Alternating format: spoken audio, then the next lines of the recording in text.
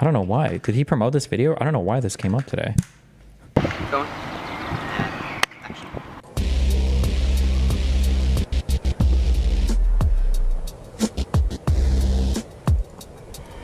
Hi, my name's Alex O'Connor.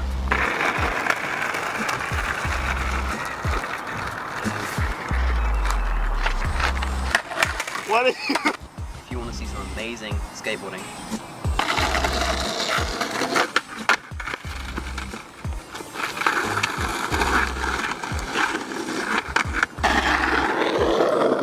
stuff that you've never even dreamed of bearing witness to. Destiny, about a year ago, you used to talk about how the Republican Party is falling apart and how they don't get along or agree with each other, specifically during the Speaker of the House debacle. Now you say the exact opposite. Can you acknowledge you are constantly aggressively defending contrary positions? No. My position back then is exactly the same as it is now. The Republican Party has completely and utterly fallen apart. It is just beholden to Donald Trump. That was my position back then, was that Donald Trump was cannibalizing the Republican Party, and he has. That's the same position. When Donald Trump is gone, who the fuck knows what will be left? Like, at CandyMix, no one ever calls him out on these inconsistencies. Why do you fucking retards think this? Why? Like, no one's ever called him out on that. What are you talking about? Bro, Destiny was talking about how they are about to fall apart not too long ago. Now he is saying the exact opposite and screaming at anyone who disagrees. When you say screaming at anyone, what are you even referencing there? Well, like, what instantiation of myself in your mind exists when you say that? What?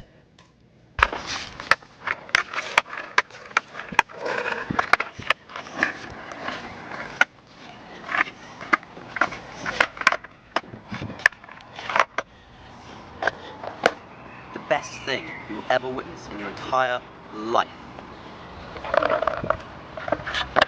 Better than all those fake-ass celebrities you see. Paul Rodriguez, Ryan Sheckler, PJ Ladd. Forget it. You stick around here, it's the best stuff you've ever seen in your entire life.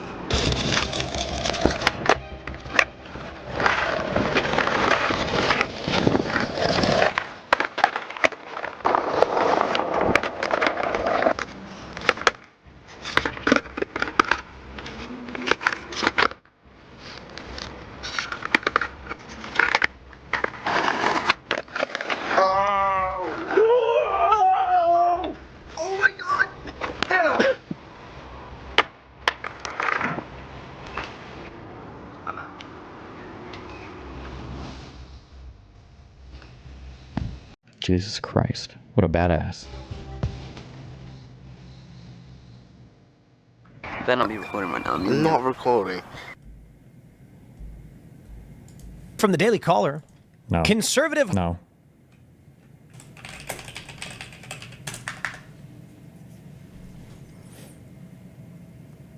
Oh, she was on with Jenk. Oh, no. Biden made this country and these people promises he could not keep. It's Biden's betrayal.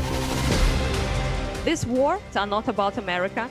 This war is about our very long time, centuries-long oppressor trying to thrust us back under their control. The book is not called Justified. Why Russia had to do what they had to do. Are you done with Russian propaganda? That's all anyone ever says is that this is Russian propaganda. But that's just a bunch Because of it crap. is. Are you getting money or not? Oh, give me a break. No one in America cares about Russia at all, lady. Can you shut up for a second? Trump's main Editing on bluff these, oh my is, God. I'll make this war much bigger if you mess with me. What if Putin says, yeah, go ahead? Well, then we're in a lot of trouble. I've never seen you quite this angry. Piers, I'm angry about hearing the misinformation. Stop. You owe us $1 trillion in destruction of our country. Jesus. We can stop talking about the risk of World War III. It's already begun. That was a chilling warning of two United States national security experts this week. And the evidence is certainly mounting. Syria, Gaza, Lebanon, Ukraine are all red hot. They're all regional proxy wars with the United States at their apex, whether most voters want it to stay there or not. Our debate has been focused on Joe Biden's disastrous decision to pardon Hunter Biden, his son, and the cover it provides to Trump's own clemencies. But Trump's war strategy will have much bigger consequences, and the world is awaiting his answers. He campaigned and won with a populist anti-war message, but now he's warning that Hamas will have hell to pay if it fails to release the hostages, and he has a cabinet with a bite to match his bark. Ukraine's President Zelensky now says that Ukraine will be prepared to cede territory in exchange for NATO membership, and NATO apparently agrees, but he won't make any decisions until Trump is back in the White House, and Putin may not be interested anyway. Many people think that a rapid retreat may provoke Putin and is the safest way back from the brink. We've watched from the United States as the Biden administration has driven the U.S. ever closer to a nuclear conflict with Russia, the country that possesses the world's largest nuclear arsenal. It has accelerated ever since, and it's reached its apogee so far in the weeks after Trump's election. He's now the president-elect. In that time, just a few weeks ago, the Biden administration, American military personnel launched missiles into mainland Russia and killed at least a dozen Russian soldiers. So in that time, just a few weeks ago, the Biden administration, American military personnel launched missiles into mainland Russia and killed at least a dozen Russian soldiers. Wait, excuse me, what? I'm sorry, fuck. I haven't been watching the international news that much. Are we in World War III right now? America shot missiles? American personnel shot missiles into... What is he talking about? Or what is the spin here? Is it that in order to operate these missile platforms, they needed training from U.S. personnel? So now the saying is now they're U.S. people launching missiles into Russia? When did Tucker Carlson become an actual... Wait, what the fuck? So we are, unbeknownst to most Americans, in a hot war with Russia, an undeclared war, a war you did not vote for and that most Americans don't want, but that is ongoing. Is he banned from the country yet? Jesus.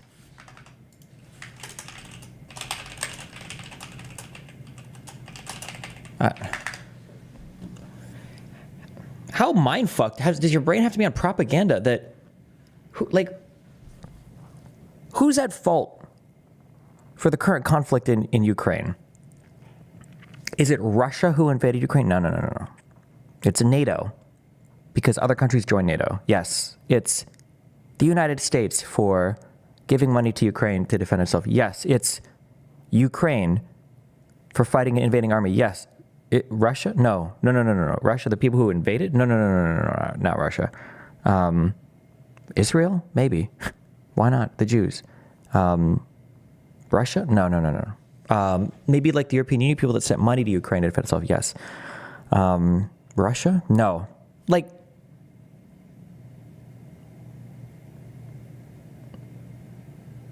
what are we saying? Like, how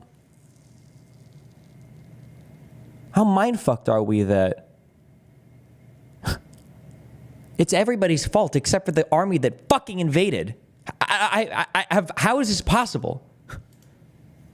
Coming to debate all this is the author of Provoked, How Washington Started the New Cold War with Russia and the Catastrophe in Ukraine, Scott Horton, the former Navy SEAL who killed Osama bin Laden, Rob O'Neill, the host of the founder of the Young Turks, Cenk Uygur, and the Ukrainian streamer and YouTuber, Ukrainian Anna. Welcome to all of you here. Let me start with you, Ukrainian Anna. First time we've had you on Uncensored, so welcome to you. I watched the interview with President Zelensky at the weekend, and I went to Kyiv 4 months after the war began and interviewed him and the First Lady. And he was resolute then that Ukraine would not cede an inch of territory to Vladimir Putin. And that was certainly the mood of all the people. And yet here we are, just over 2 years later, and there's no doubt that he is now countenancing the idea that Ukraine would cede the territory that's been taken by Putin in return for membership of NATO for the rest of Ukraine. What did you think of that interview that he gave? What I think about it is there are certain realities that we have to contend with as people, and many people in Ukraine are of the opinion that Trump will, when he becomes president, push Ukraine to basically some sort of concession. And our job is now to somehow figure out how do we guarantee our security in the future and how we prevent Russia from attacking us again, which is something that most people think NATO membership is, because Russia is not in the business of attacking NATO countries. It's in the business of attacking Georgia, Moldova, Ukraine, countries that are outside of NATO's protection. So yeah, most people in Ukraine obviously don't want to cede anything because we know what happens in those occupied territories, and so does UN and many other organizations that gave, their nod to the acknowledgement that there is a systematic torture, rape, abuse, deportations of Ukrainians, prohibition of Ukrainian language, culture, and all sorts of horrible things. And of course, nobody wants to abandon our people to that sort of fate, but also you have to kind of content with what our allies want and what is their decisions. So I believe in that sense that Zelensky is doing exactly that. He's, acknowledging the reality of Trump's presidency and what will happen. So I think we should also, wait and see what exactly Trump will do, because his plan has been discussed, but we don't know really much details so far. So yeah, I wouldn't jump into conclusions right now. No, I think that's right. And I think that, I mean, I'll bring Scott Horton in here. Scott, the thing about Trump is he is unpredictable. We don't know. I talked to him last week about this. We don't know exactly what Trump's going to do. People keep trying to say this is what he'll definitely do. He'll give Putin everything he wants and so on. I don't think that's going to happen. But in terms of this deal that Zelensky seemed to be putting forward, where Putin would keep the land that he's taken, but that the rest of Ukraine would come under the NATO umbrella, do you think that's something that Putin would even consider as part of a peace settlement? Oh, I really don't know. I certainly doubt that he's willing to accept anything that would include even rump, what's left of Ukraine joining the NATO alliance. I certainly hope that Trump would not entertain that. That's what this has been largely about, of course, along with the contest over who controls what territory inside the country, is preventing exactly that conclusion. I think it's a real dilemma because the Ukrainians, it's not just that Trump has won an election on repudiating Biden's policy and seeking peace here. It's quite frankly that the Ukrainians are just in no position whatsoever to reverse Russia's gains on the ground. Even the Biden administration admits that now. The Post, the Times, and the Journal all quote military experts saying that truly is the case. So, in other words, Kiev and D.C. are in a position of weakness. And all Trump really has to threaten is more weapons sales and increased weapon shipments. But Biden already tried that. That didn't make the difference. And so I think what's going to happen is the Russians are going to keep probably all four of those eastern and southern provinces there.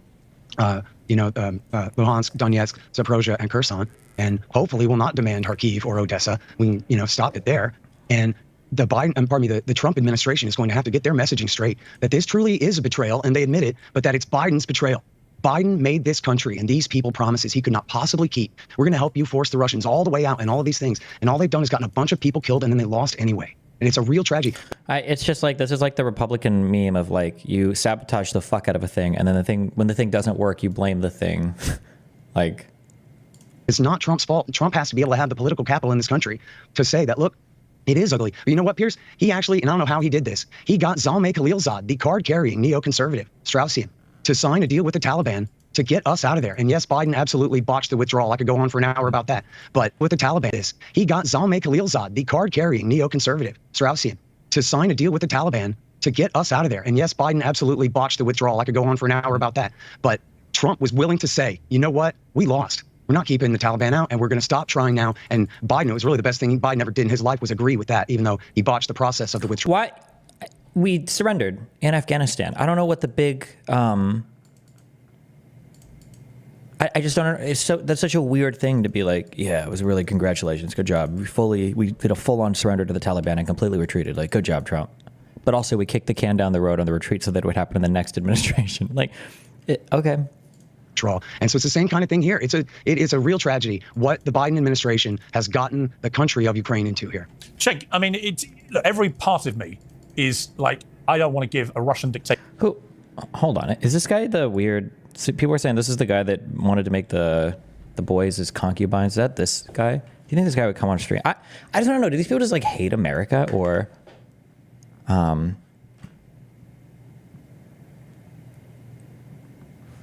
Oh, that's the middle guy? Oh, okay.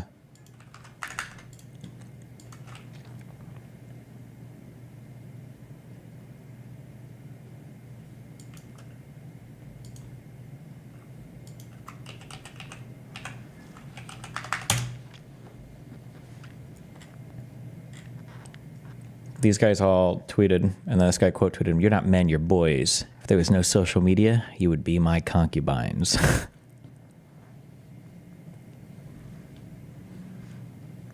Dictator who's illegally, in my view, invaded a sovereign democratic European country that's been independent since the mid-90s. I don't want to give him an inch of that land that he's stolen with his murderous rampage. But there comes in war, I've got a lot of military in my family, there comes in war a cold, hard reality check, as Anna was alluding to earlier, where we are where we are. We can all be idealistic about what we'd like to happen, but the reality is that it is highly unlikely. Now, I think that Ukraine, without a massive... Hey, Brian, or anybody else listening to me, I know you're all stealing my talking points now, but that's okay, I don't care. Please do this for me. When any of you guys are interviewing people or arguing with people about Russia and Ukraine, or about Israel, Palestine, whatever foreign policy bullshit, okay, and you have these like America bad people, can you just ask the question and force them to answer before you have any substantive conversation or substantive conversation? Please ask them the question. Who would be a better president for the United States if you could vote? You had to vote for one person. Kamala Harris or Vladimir Putin? And make them answer that question. I really want to hear the answer. I think that a lot of these guys would say Putin. I really do. I want to hear the answer to that question. I just want to hear them say that. Extra support from the likes of America, which is simply not going to come. It is a case of Putin will probably be able to keep what he's taken. Is that your assessment? And is that right for the world, that we give him this big win, which is effectively how he will portray it? Yeah, that is my assessment. And so the reality on the ground is that when Trump won, we lost about 20% of Ukraine. Now, there's a good argument to be made that you had already lost that 20% of Ukraine and you were never going to get it back because of the military realities on the ground. So, this has been a very, very difficult question because the U.S. did push Russia too much. We did push NATO to its borders when we said we wouldn't. I understand all that. But at the end of the day, the Russians invaded. And it's not an anti-war position to start a war. So Putin is definitely guilty. Add on top of that 12,000 civilians killed. Add on top of that 20,000 Ukrainian children kidnapped. But what's the answer? Is the answer to fight for the next 10 years, 20 years? Is the answer to cede ground to Putin? Well, that's also super dangerous. That's why this is an unsolvable riddle, because you can get to peace now by doing what Trump is likely going to do, which is Russia take 20% of it and Ukraine will not join NATO. But the next time Russia thinks about invading a country, they're going to think, well, we went into Georgia and took a chunk. We went into Crimea, took it all, when it was part of Ukraine. We went into Ukraine again, we took 20% of it. It turns out aggression is rewarded, and Netanyahu's watching, and he's going to take a part of Gaza, and China's watching, and they've got the Uyghurs in the detention camps and the re-education camps, and the Russians have the Ukrainian children in the re-education camps. So this is really, really dangerous for the world, no matter how it's resolved. Yeah, Rob O'Neill, you've been at the sharp end of some of the worst conflicts, wars of the last 25 years. And once again, thank you very much for your extraordinary service, not least in killing bin Laden. What is your overview of where we are here? Trump coming in, obviously... I've heard this is not true, that this guy claims he kills bin Laden, but his team said that he absolutely was not the guy that shot. I don't know how true or not true it is. But going to change the dynamic. He proved in his first term he's not a warmonger. He thinks war, apart from anything else, is just terrible business, that it costs a fortune, the rewards are very low. The other side of that coin is you let a Russian dictator run into a European country, take what he wants, and just let him have it. What's your view? Well, unfortunately, we're in a position where it doesn't matter why we got here. We're just here. And stop letting these people say things like unfortunately. They love dead Ukrainians and captured Ukrainian children and victorious Russia. They love it. Don't ever let them say, I don't know how they get away with this. It's so sad. And unfortunately, the murderous, disgusting American-backed Ukraine has had to unfortunately suffer losses to the noble and heroic and brave downtrodden Russian army. Like, they love it. Don't let them get away with this bullshit fucking framing. They love this shit. They're obsessed with it. It's so cringe and disgusting. Cenk was mentioning Georgia and Crimea and invasion of Ukraine. That's all weak leadership on the United States. And unfortunately, when we have a strong United States, we have a more stable world most of the time. I mean, we did invade Iraq, and I disagree with that, even though I went there. But you're going to have to go to a position of negotiation. I mean, we did say we weren't going to push in NATO further east, and we did. Latvia, Lithuania, Estonia. We were moving there, and now Ukraine wants... Why didn't he invade? Oh, well, I guess he did, because Latvia, Lithuania, and Estonia, I think they joined NATO in, was it 2022? Or was it, or it might have been the year earlier, 2021? I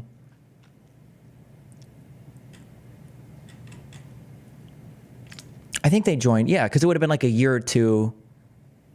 It would have been like a year or two right before the invasion, right?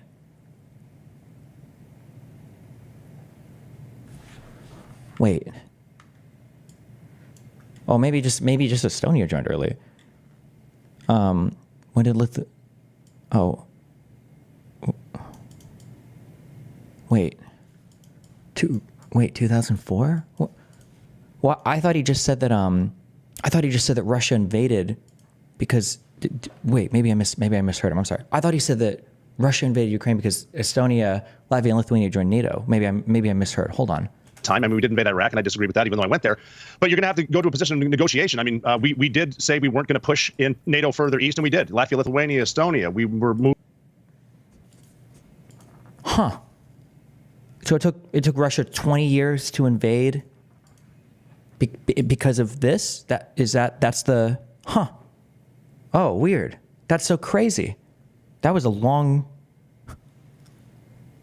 moving there, and now Ukraine wants to be a part of NATO, and you know, it's Russia doesn't want that, and you're dealing with big countries, but you're also dealing with big egos. And Vladimir Putin grew up in a part of Russia where part of the fun was chasing rats with sticks, and he found out what it was like to corner a rat, and that's kind of where he is right now. He's been in charge of Russia since the early 90s. Let's be honest.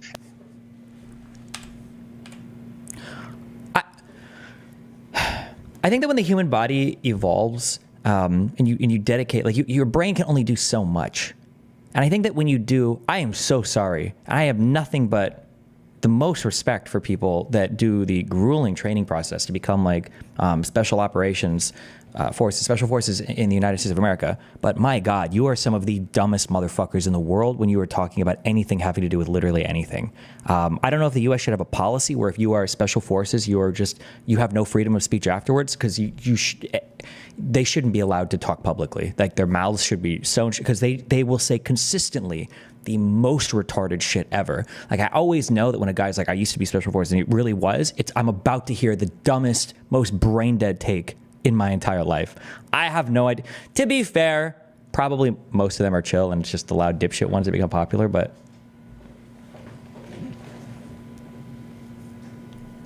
dealing with big countries, but you're also dealing with big egos. And Vladimir Putin grew up in a part of Russia where part of the fun was chasing. Sorry, hold on. I'm so sorry. Wait, I'm sorry. I don't know how many new fans I have sometimes. Sorry, hold on. When I'm looking at the NATO countries, okay, obviously there are several rounds of NATO enlargement. The joke that I'm making is people always say that the invasion in Ukraine was a response to NATO expansion, but NATO has been expanding for decades. It's not true that if it was in response to NATO expansion, what were the countries that joined that instigated the invasion of Ukraine? If you followed any of the history, the last 10 years of Ukraine, Russia did not invade Ukraine in response to NATO expansion. They invaded Ukraine when in 2014, the leader that they supported got thrown out of the country. That's why Crimea was invaded. It had nothing to do with NATO expansion. That's what happened. Yanukovych fled the country after Euromaidan, and then Russia invaded and took Sevastopol, and then the rest of Crimea. That's what started it. And then they began to fund and then participate in the war in the southeast. None of this has to do with NATO expansion. Like, just stupid. Rats with sticks, and he found out what it was like to corner. Is it true that the U.S. never made an agreement to not expand NATO eastward? No, that was never the case. It was never the case. And that's only said by people that don't know any history and don't know what the fuck they're talking about. It's not possible. It's an impossibly stupid fucking statement, because it doesn't make any sense. Because when you say, oh, what was the deal? We promised that we wouldn't expand NATO 1 inch eastward. Well, where does that statement come from?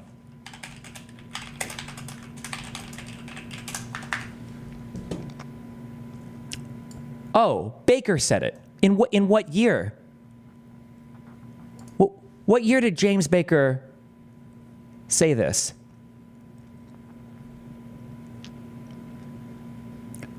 Oh, in 1990. Oh, okay, well, yeah, well, that makes sense. That they wouldn't expand eastward in 1990, right?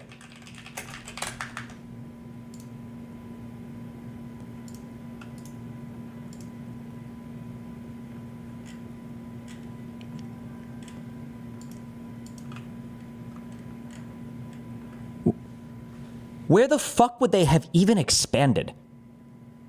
What do you think that even means? Do you think there was a promise that NATO wouldn't steal Poland from the Soviet Union's Warsaw Pact? Like, the statement doesn't even make any sense. Like, the 1 inch eastward statement was about German reunification and whether or not Eastern Germany would be militarized. If that was even at all an actual promise. This was a spoken thing, wasn't even written down. There is no treaty, there is no agreement. These documents have all been declassified. You can go and read them here if you want.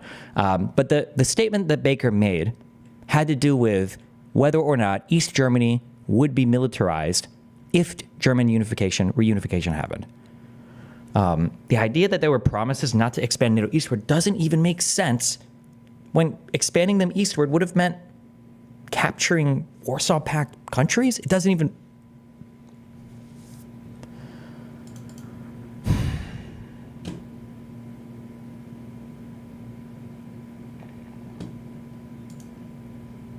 Or a rat. And that's kind of where he is right now. He's been in charge of Russia since the early 90s, let's be honest. And he wants to save face with his people. He's lowering the conscription age to get people in there to fight. It's like he's not going to back out, but you can't let him take more. And I'm by no means defending him, but I also think that Volodymyr Zelensky is a puppet, and he's laundering money just like most of the people in Washington and Ukraine. That's why the whole argument in Ukraine is how much money people can personally make in Ukraine. I hopefully think that Donald Trump brings a big stick. Also, he doesn't care about embezzling money like the United States is now, and whatever they're doing. But it's not a good situation. But we definitely need to turn. We need alliance solidarity, which we lost by leaving. I might be stupid, but why didn't we support Ukraine in 2014? When Russia initially invaded because of the Budapest Memorandum. First of all, the Budapest Memorandum was not a promise security guarantee. It was like a good faith, but I mean, like, it's not like an agreement to come to your aid. The reason why we didn't is because Obama's foreign policy was meh, because we were so soyed out from the Iraq War that we didn't want to do fucking anything internationally. Leaving Afghanistan the way we did, and a forward defense. Right now, our Navy, which is the epitome of our forward defense, is under the Biden administration is worrying about getting more transgender bathrooms and getting green ships, even though they're all nuclear, which is green. There needs to be some adults in the room and talk reality, because here's where we are. Ships defenses under the Biden administration is worrying about getting more transgender bathrooms and getting green ships, even though they're all nuclear, which is green. There needs to be some adults in the room and talk reality, because here's where we are, and someone needs to come to the table and talk to someone else, not worried about how much jewelry Mrs. Zelensky could buy in New York on the taxpayer's dime. Right. It's just...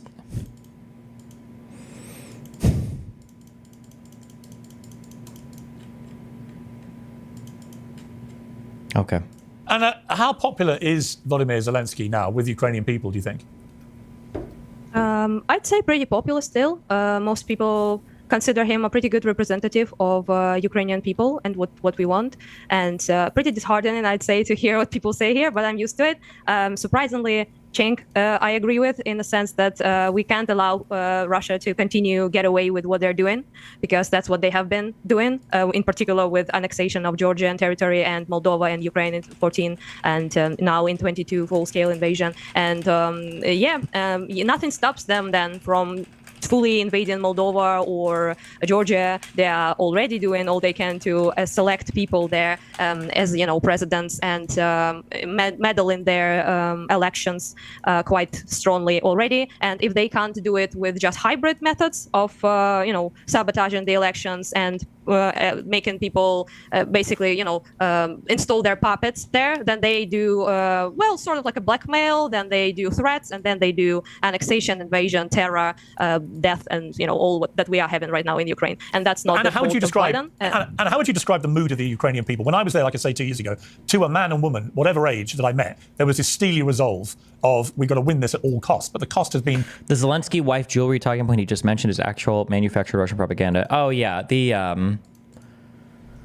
Yeah, shit. I'm sorry. I should. Yeah. There's a lot of like weird, stupid rumors about so many people. Oh my God. The Macron trans wife thing is also, God, bro, get these people out of my country. Can we just ship Candace Owens over to fucking Russia? Can we ship these guys back to... Oh, why are these people in my country? Olena Zelenska, Ukraine's first lady, has a taste for the good life and is using foreign aid to fund it. Or so Ukraine's enemies would have you believe. In September 2023, as President Zelensky visited the United Nations headquarters seeking more arms for Ukraine, evil cannot be trusted.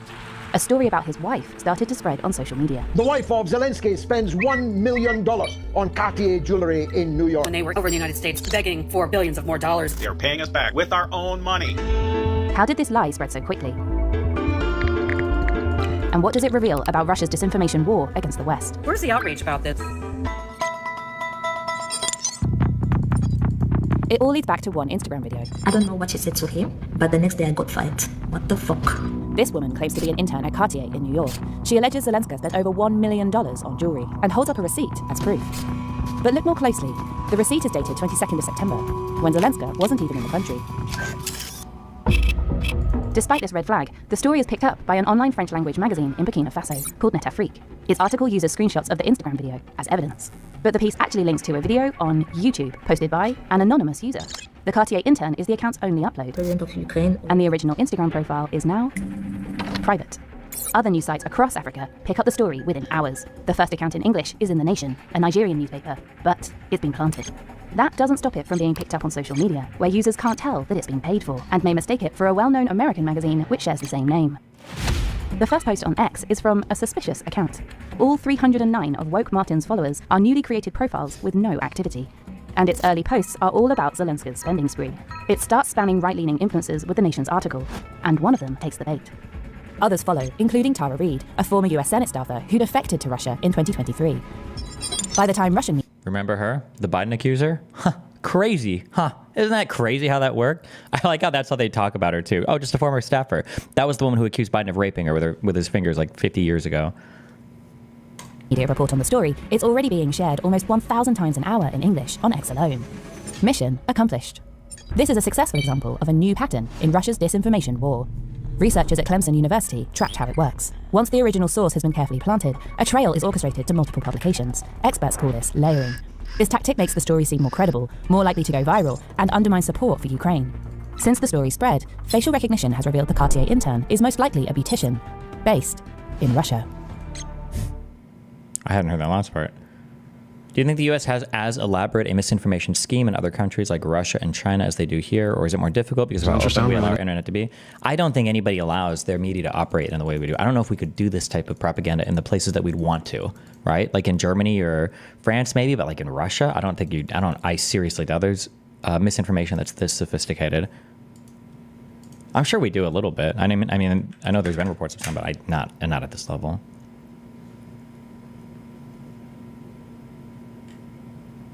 Somebody said you should read this. We went over this on stream. The disinformation, how it propagates from like one to the next.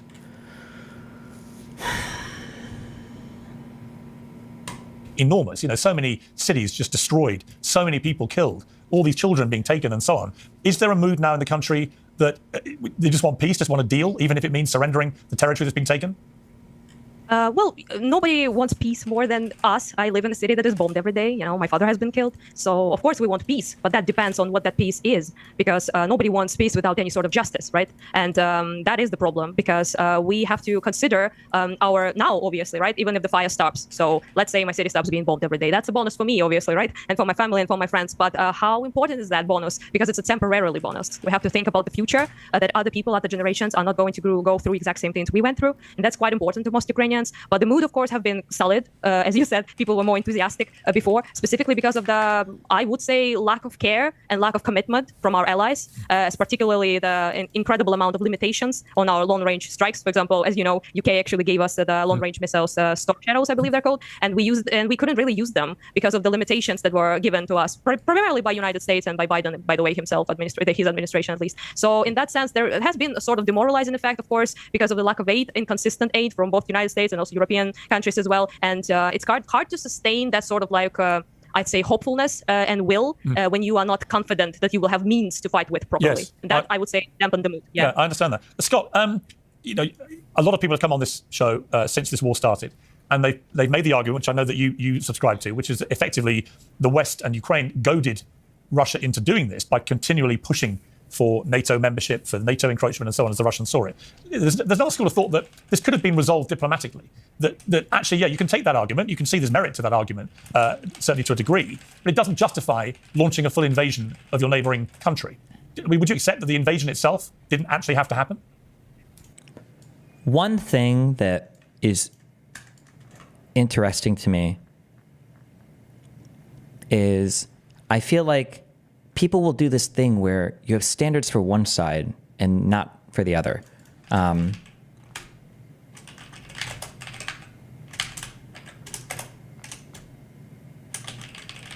Hold on.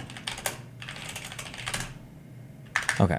You have standards for one side, but not for the other. So every time you talk about Russia, it is the most realpolitik answer that you can ever give. What do you expect Russia to do? Well, of course they have to do this. They have no choice. Well, of course Russia's going to do this. Yeah, of course they're defending. Yeah, of course. But as soon as you talk about like Ukraine and the United States, like, well, what's the moral choice? Is it really righteous for us to be engaged in this behavior? Is this really the most moral way to conduct our like the different standards are appalling for how they treat like the agency of different countries when it comes to navigating conflict. Yes, I have a whole section in my book about all of Putin's different options that he could have taken. The book is not called Justified, why Russia had to do what they had to do. It's called Provoked, how Washington started the new Cold War with Russia and the catastrophe. I was about to say, fuck, okay, well, this guy makes a good point, because I thought he was going to ascribe more agency to the Russian side, and then he... Country. I mean, would you accept that the invasion itself didn't actually have to happen? Yes, I have a whole section in my book about all of Putin's different options that he could have taken. The book is not called Justified, why Russia had to do what they had to do. It's called Provoked, how Washington started the new Cold War with Russia and the catastrophe in Ukraine, because the book is 700 pages of all of this going back to the end of the last Cold War. And I, with all due respect to the guy that shot bin Laden in the head, thank you. And with all due respect to this young woman whose poor country is being bombed to death and their opinions here, it's just not the case that what we have is a simple case of a Hitlerian, Putin-led Russia running roughshod and rampage. And the only thing to stop them is when tough, good guys like us stand up to a bully like him. It sucks because we've mind-fucked ourselves on foreign policy so much that, yeah, this would be that case. Fuck Putin. Nobody likes him. Nobody in the surrounding countries likes him, okay? His own people probably don't even really like him that much. They just think the rest of the world is fucked regardless, right? Yes, this could actually be a case where you can have your good guy, bad guy moment. Like, at no point do you ever have to try to both sides with fucking Putin. Come the fuck on. For example, in a war that they both cited numerous times here today, the Georgia war was begun by the American sock puppet, Saakashvili. He launched that war and killed Russian peacekeepers in his initial assault. And they... Just as I'm going to have a blanket statement here, and maybe I might be wrong at some point in time, but anytime you ever hear the phrase Russian peacekeepers, that should be one of the biggest klaxons blaring in your head, alarm bells you've ever heard. The Russian peacekeepers? Lied about that, led by John McCain during the campaign at the time in 2008. But even the New York Times later admitted that, yeah, it was true, that was how that war started. And and part of his motivation to do that was that Bush, a few months before, had given him sort of a pseudo membership action plan for joining NATO. But you can't join NATO if you don't have settled borders. And Georgia had these two breakaway provinces under Russian protection. And so he was trying to reincorporate them. All the phrasing, like this guy just does Russian propaganda, right? Is he an American citizen? Is he still an American citizen? Biden, if he was truly based, would just start revoking. If we're going to take away some birthright citizenship, we should take away some fucking retard right citizenship as well. You shouldn't have a right to be a citizen here just because you're fucking retarded. This guy, fuck him, kick him out. So you would have a settled borders. Protected Russian breakaways part. Why the fuck is Russia protecting border territory in another fucking country? Since when is it Russia's job to be the border enforcers of other people's Excuse me? And Georgia had these two breakaway provinces under Russian protection. And so he was trying to reincorporate them so he would have a settled border so he could join America's military alliance, which completely blew up in his face and got a bunch of people killed. But that's just not the same thing as Putin wakes up every day scheming on how he can conquer Poland. And only America's threat of ultimate H-bomb annihilation is holding him at bay. It's just really not like that. It's much more complicated than that. And, again, back to your original question. It's not to say that he's justified in what he's done. But it's like if you get... But let me give you... It's not... Oh, what's he about to say? It's not to say that he's justified in what he's done, but if you were to corner a scared cat and if you were to do all these horrible, evil things and you were to pressure and bully and tell somebody that you're going to destroy their country, what do you expect them to do? In a bar fight, and you're shoving a guy with a knife in his pocket and he stabs you, that doesn't justify you shoving him, doesn't justify him stabbing you, but also you were shoving a guy with a knife in his pocket, and don't pretend like he just woke up this morning looking to pick a fight with you. And one more thing here, a great example, and then I'll leave it, is the status quo in Crimea held from 1991 all the way through 2014. What changed was that... And what changed was that when the leader was thrown out, the citizens of Crimea, who, by the way, were already all ethnically Russian, and they all supported Russia anyway. Like, they did a poll already multiple times. 98% of people wanted to defect to Russia anyway. And then when Russia came in to protect the people there that were being murdered by the Ukrainian army, they did another vote, and 127% of people, I think, voted to join Russia. So Russia was just protecting the people there. They just wanted Sevastopol. They didn't even want all of Crimea, but they had to protect the ethnically Russian citizens that were there that needed protection from the murderous Azov, neo-Nazi Ukrainians. And there was a controversy over it. It's an extremely important Russian naval base there at Sevastopol and the rest of this. It was in controversy since independence. But the status quo held until the Barack Obama government overthrew the government of Ukraine for the second time in 10 years. And then the new regime immediately threatened to repeal and abolish the Kharkiv Pact, the agreement by which Russia was allowed to stay at Sevastopol. And it was only then that they seized the Crimean Peninsula. So it's not to say that, oh, it was perfectly justified for them to do so, but it is to say that it was Barack Obama and Joe Biden who picked that fight, and then it was Putin who finished it. And then this is a big part of the reason why the war in the East broke out immediately, was because when the dissenters seized buildings in the East, including with some Russian help, just like the Westerners helped the Maidan, they... Oh, at least he acknowledges that Russia helped in the East, but then he has to obviously pad that with, well, in 2014, it was obviously that was a U.S.-backed coup. And we know that because of the Victoria Nuland call, where she says, we would prefer this leader to the other leader, which is all the evidence you really need of a massive top-down leadership structure change in Ukraine that there's absolutely zero evidence for, by the way, except for that one leaked phone call where we just say we would prefer one leader to another, by the way.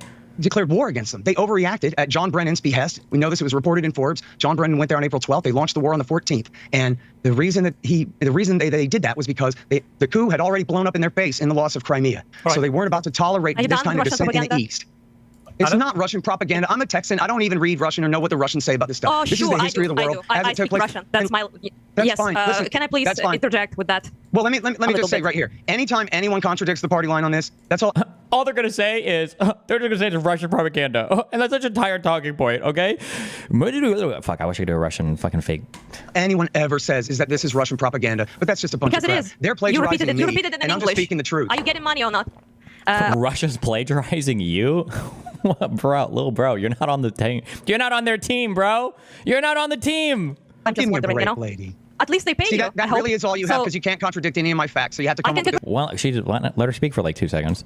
Everything you said. I the reality is, in my no one in America cares about Russia at all, lady. Nobody in America cares about Russia. Back in the... How old is this guy? Because he looks like he's older than 22. Nobody in the United States cares about Russia? Do you remember who was the Cold War between? It was the Soviet Union and... who else? the days of communism, there were communists that did. Can I please have a word? This person spoke quite a bit. We had given him a rooper to repeat Russian talking points and lies, blatant lies. So, you know, okay, well, Scott, let Anna just respond to what you were saying, Scott. All of the bullshit was said, so it's kind of difficult to counter everything. Basically, it was not a coup. It was a revolution that millions of people participated in. Crucial error. Massive crucial error.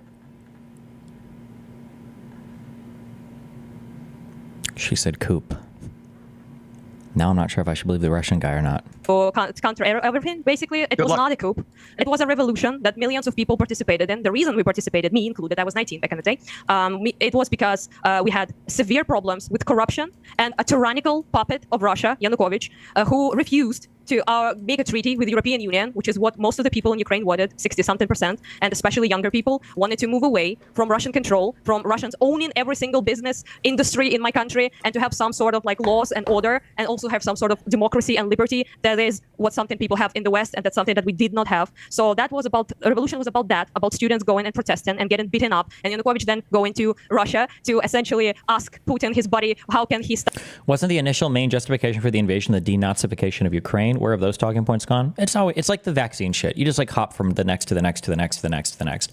Remember, okay, that you're fencing with a guy, okay, who's using a what's a normal stabbing sword? A long sword, but you're using like a rubber bath toy. So it's fun for them. They're just like having fun. It was denazification. Oh, and you hit them with the rubber bat, and then they laugh and they're like, "Oh, okay." It was the biolabs. I'm like, "Oh, okay." It was the coup that the U.S. did. Oh, well, it was the it was their borders to get like it's just one thing to the next. They don't really truly believe or know or care about any of these stupid things. All of these talking points are debunked in 2 seconds of a Google search. They're not even good talking points. He said he wrote a 700-page book. I'm so curious what's in the. Stop the protesters, which he then made dictator laws that prohibited people to effectively protest at all in this country. So we didn't appreciate that, and we went, literally millions of people participated in Maidan. That is not a coup. That is not something you buy for Obama or Nuland cookies. I'm sorry to say, never received a single cookie yet. It's been a long time. And yeah, all of that, when going to Georgia is a whole other thing, but that's just what Russia does. It creates unrest. It supports militias in the countries, and then it basically floods them with weapons and also applies its own soldiers to annex territory by the guise of protecting Russian speakers or any of that.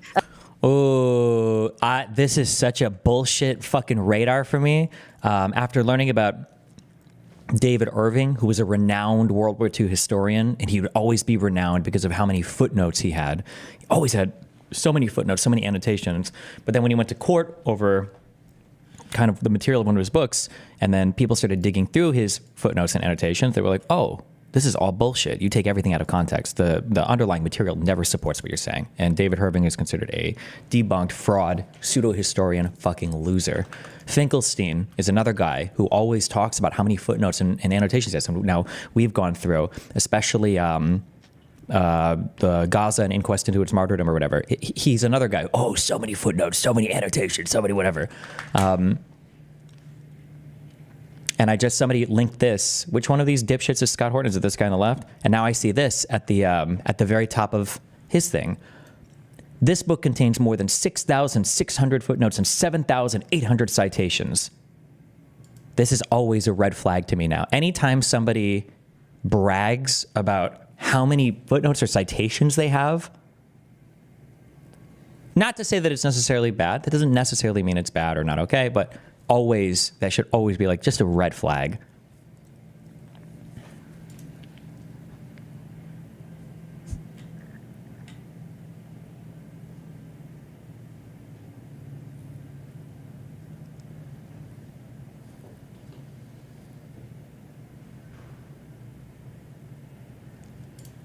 Scott is a master, I believe Scott is the name, right, here, but I am a Russian speaker from Eastern Ukraine. It's about as east as it gets in Kharkiv, and I didn't require their protection. I was never prosecuted. What they did is that they attacked us on the... I remember Destiny Prompts to go over at Finkel's book citation. What do you mean? We did. We went over quite a few of them. Well, quite a few, at least like 10 of them. I always said that like Finkelstein books are a really, really, really good place to begin if you really want to learn like in-depth Israel-Palestine stuff, because basically whenever he makes a claim, you should just research the claim and you'll learn so much you'll learn a lot about Israel, you'll learn a lot about how people lie about Israel, and then you'll probably learn a lot about the particular topic back and forth. Because so many Finkelstein, he's either the source of or the propagator of so much misinformation about Israel that you can learn almost all the bullshit talking points that the other side will bring up just by going through one of his books. The guise of protecting Russian speakers that would never prosecuted in this country, because half of us literally are Russian speakers who have been Russified back in the day by Russian Empire. So yeah, this war is not about you. I'm sad to say some things are not about America. This war is about our very long time, centuries-long oppressor trying to thrust us back under their control. And we didn't want that. People in Georgia don't want that, if you can see it by now, currently, by the revolution and the protests going on in the country, exactly for the same reason, because their corrupt Russian puppet government refused the people's will to be part of Europe. So it was never about NATO, because we never discussed joining NATO until Russian invasion. It was never even a conversation in Ukraine about joining NATO. So thanks for the lies, obviously. Also, yeah, they do have borders with NATO right now, and they had them before. Now it's even bigger. It doubled because Finland, in fear of Russia, joined NATO. That's why people join NATO, because they want protection from Russian aggression. Okay, thank you, Anna. Rob, you've been waiting patiently. It's interesting. I mean, I find with these debates, I learn a lot, but I'm not entirely sure where the truth lies, having just heard two very different versions of the history here. What would you like to say? Well, I mean, what I like to say is obviously Anna has more experience than me. She lives there. She's lost family members. And having seen war... A lot of people emailed me after that. I read that one email saying that we just need slogans. And I try to think of like punchy questions. It's so hard to have punchy questions because usually questions are just an invitation for the other side to just ramble on some bullshit. But like I feel like for Trump, like, where is Pence? Why aren't you running with Pence again? I feel like that's a good question that he should be forced to answer without being allowed to ramble. For this talking point, like, I feel like the question is, right, okay, Russia's afraid of NATO. It's the fear of NATO. Oh, it's the fear of NATO expansion. Why is it that after the Soviet Union broke up in 91, where are all of these countries begging to go back to Russia? Why aren't they? Why wouldn't you want to join, like, the massive state with a huge economy? Like, why wouldn't you want to go back to what happened there? Why would they not want to do that? What's going on there, man? What's going on there? Or firsthand, I know that most people don't want to be at war. Most people are trying to get on with their lives, and unfortunately, there are bad people that force this stuff. And my heart goes out to them too. And I'm definitely going to buy Scott's book after this. I'm actually sitting here on this panel learning a lot, and I'm open-minded about stuff because I used to be, America, apple pie, and we're the greatest in the world. But I've seen stuff that we've done. Sitting here in the United States, having worked in D.C. and living in New York, I just don't like my taxpayer dollars going over to a place where people are funneling into their own pockets and threatening a nuclear war, because it doesn't matter who does it. If one nuke gets launched, if it's India to Pakistan or Israel to somewhere else, or the United States decides, the only country, by the way, to ever drop a nuclear weapon on another country, if that happens again, we're going to go into a thing called nuclear winter, and you're not you're going to want to die in the blast. You're not going to want to die. This is the special forces guy, right? I don't understand how people don't. I don't understand why we're making so many arguments for appeasement. What? I don't understand why this became the new thing. What's the quote? History doesn't repeat itself, but it rhymes. Like, I feel like you encourage fucky behavior. I don't have the broad historical background to say that. I'm very mind-fucked on Israel.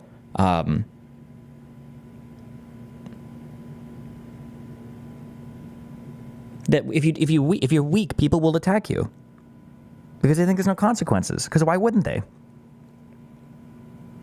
Why wouldn't you? What are you, stupid? What, you think the U.S. is actually going to nuke you or attack you? Of course, like, the fear has to be there. It's mad, not sad. Mutually assured destruction, not singularly assured or unilaterally assured destruction. Like, what's your best advice for researching something like this? More importantly, what's your favorite sauce to dip chicken tenders in? What's your favorite advice for, I don't even know, bro. I'm not sure. You just have to read shit and have a good mind to pick out what's true and what's false. Just do that, and then you're good. Boom. I like spicy sauces. I think the buffalo sauce from McDonald's is an almost perfect sauce, okay? That's a good sauce. Doing that. My interest is in getting corrupt politics out. Well, first here, hopefully it starts in January, and then maybe it can spread somewhere else. You're never going to get rid of corrupt politicians because narcissists are they just go there. Washington's full of them. I've been there. I've seen them. Obviously, Vladimir Putin's a horrible person. I don't like Volodymyr Zelensky either. I'm tired of seeing innocent people get killed for other people getting rich. Like, it's uttered in the same breath. It's uttered in the same breath. Like, sure, Putin's bad. I mean, Zelensky though, Jesus, right? Like, yeah. I mean, yeah, Hitler's bad, but George Bush, yeah. Mussolini's not the greatest, but Obama, Libya, hello? Like, it's like in the same breath. Like, obviously, Vladimir Putin's a horrible person. I don't like Volodymyr Zelensky either. I'm tired of seeing innocent people get killed for other people getting rich because that's what happens. Oh, innocent people getting killed for other people getting rich. Oh, it's all the bullshit talking points have come out to play. All of them, all at the same time. I'm tired of seeing soldiers who don't want to be there, both Ukraine and Russia, fighting in trenches like they did in World War I and getting hit with suicide drones, which is the wave of the future, almost to the point where we're going to stop. Who invaded?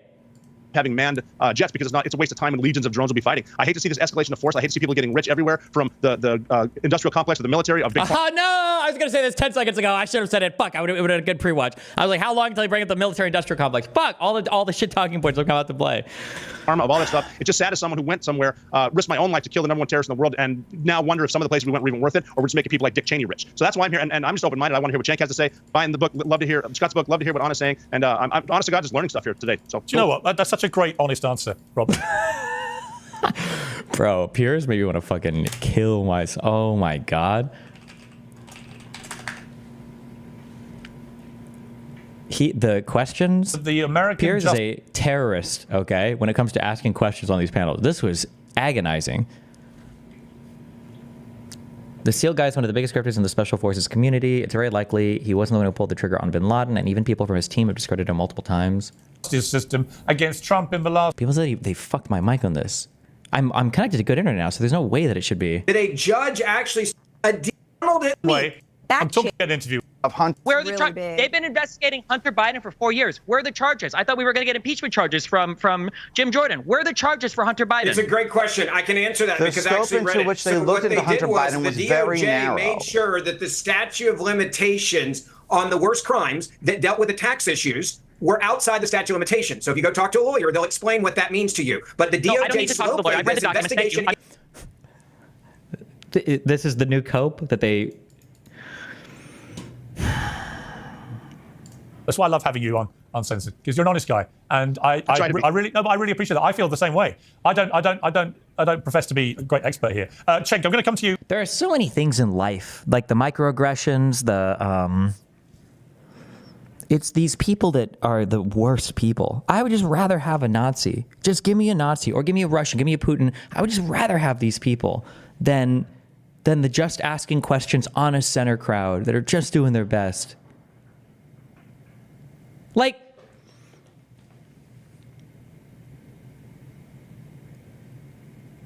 what do you call this way of acting where you appear super impartial and good faith, but you slant towards the inferior side, either purposely or because you don't? I want to see the people come out who are like, I don't know, it just seems like Putin is like a genocidal fucking maniac dictator. I don't know. Is that fair? Do you think? Or I don't know. I'm just curious. I'm trying to figure out what's going on. Like Chechnya twice. Jeez, man, what happened there? I don't know, man. I'm just asking questions. You're like, it's never that way. It's never that way. It's always the other way. It's always the other way. It's always the other way. Why is it never that way? Man, Aleppo, did you see that Putin helped with that? Why do you think he did it like that, man? Damn, they blew a lot of shit up there. Is there a reason why? I know we have problems with the CIA. Wagner, though? What's going on there, man? I don't know. That just kind of weird, doesn't it? Like, they really don't have any direct connection to Russia at all. I don't know. It's kind of strange, isn't it? That they're always in like the same spot, that Russian interests, you don't care. Like, isn't that kind of, it's never that way. Why? In a second. Isn't it weird how lucky Putin is that all of his political opponents just like dive random shit? Like what's going on there? What's up with that? I feel the same way. I don't profess to be a great expert here. Cenk, I'm going to come to you in a second. I'm just going to have a quick break to speak to the former NATO Supreme Allied Commander, General Wesley Clark. General, thank you very much indeed for joining us. Oh, happy to be here, Piers. I'm listening to this panel. Look, there's a lot of misinformation. Is that Ron Paul? That chat is not entirely correct. The reality is that 3 guys on the team entered UBL's room and shot him before O'Neill did. But he was most likely the guy that actually killed him. Listen, if you got shot 3 times, okay, with 5.56 rounds, I'm assuming they're using M4s or some variation or whatever, right? You're probably dead, okay? I don't think you're coming back from that one. The only thing I will say about Obama, Osama. Wait, Obama? Obama bin Laden? Osama bin Laden. Holy shit. Osama bin Laden is, he had a copy of...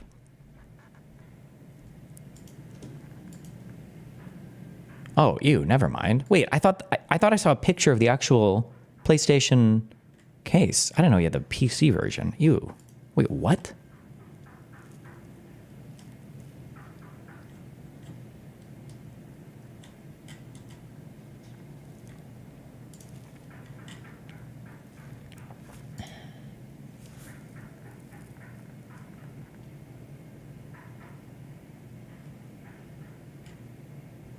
Okay, am I just inventing a picture that I thought that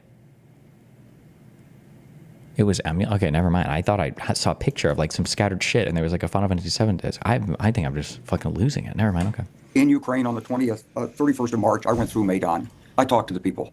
I looked at the lamppost where Putin's henchmen had killed a bunch of Ukrainians, or a bunch of bullets still embedded in the lamppost. I followed it very, very closely. I don't know exactly what you want to talk about. If I'd been on your panel, I would probably disagree with most of them. The people in Ukraine are fighting for democracy. NATO didn't push itself to the borders. It was drawn to the borders by the people in Eastern Europe who wanted... No! That too! These countries begged to join NATO. Why? If Russia's so chill and cool, why did they beg? You want to know why Estonia, Latvia, Lithuania, you want to know why they joined in groups? Why these countries joined in groups? It's because it felt horrible, and because you're like favoring a country. You're not just going to let one of them into it. You're not just going to let one. People wanted to join in groups because they all wanted to be. Bro, do you want to be?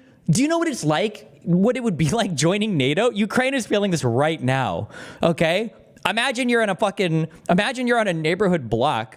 And there's 10 houses, and every single house has a fucking sign in the front yard saying like protected by ADT or protected by security or whatever. And you're the only house without a security system.